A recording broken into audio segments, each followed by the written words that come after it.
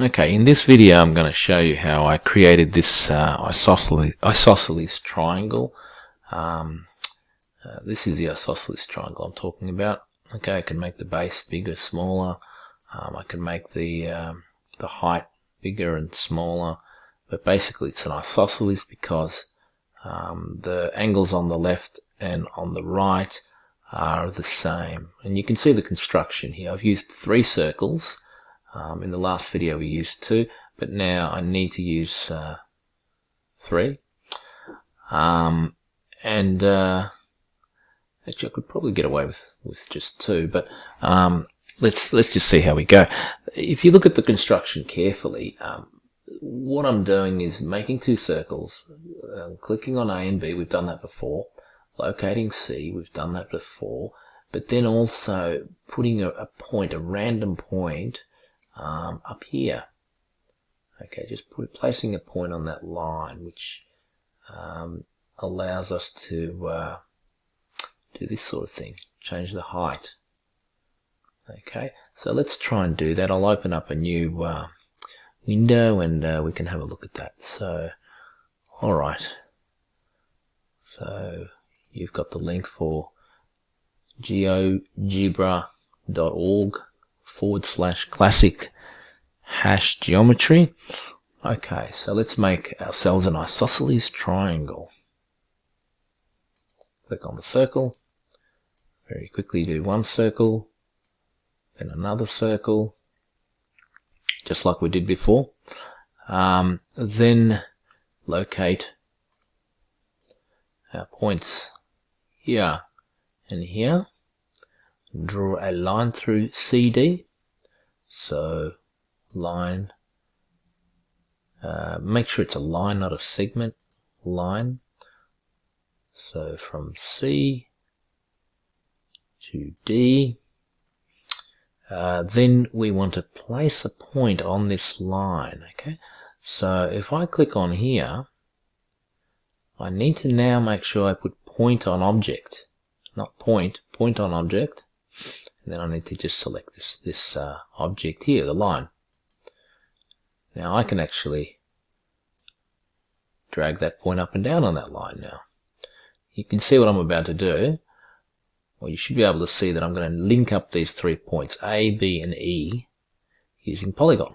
So click on polygon, click on A, click on B, click on E, click on A. So I've actually done it with 2 circles, not 3.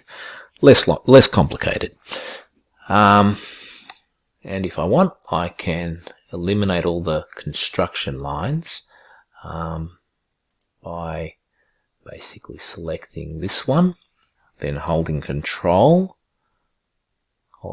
select the circle, and I want to get rid of that line as well. So I'll select that line and right click, deselect show, and maybe I want to get rid of D and C, or hide D and C as well. So hold Control down, click D, click C, right click anywhere, oh,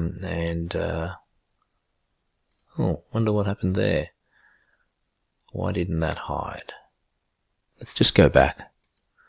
Okay, so why doesn't that hide? So let's just right click on C, click on D, right click.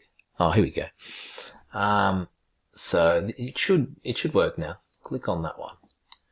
So now we have an equilateral triangle. So if I drag this, looks equilateral to me. Okay, I can measure the angles in here. Let's just have a look at whether these angles are equal.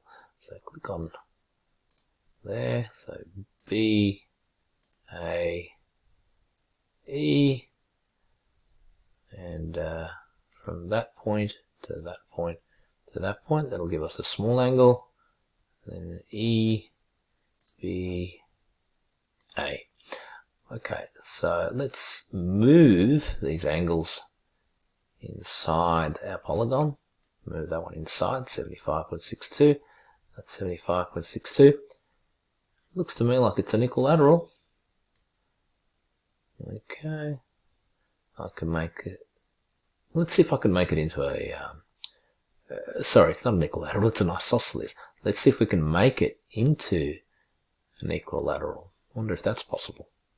So we want to get about 60 degrees on each one. Let's make that a bit bigger. Is it possible to make an isosceles into an equilateral triangle? Okay, let's have a... Oh, I'm going the wrong way. About 60 degrees. About 60, about 60. Close enough. Okay, that's pretty good. Looks equilateral to me. Or sort of. But you get the idea.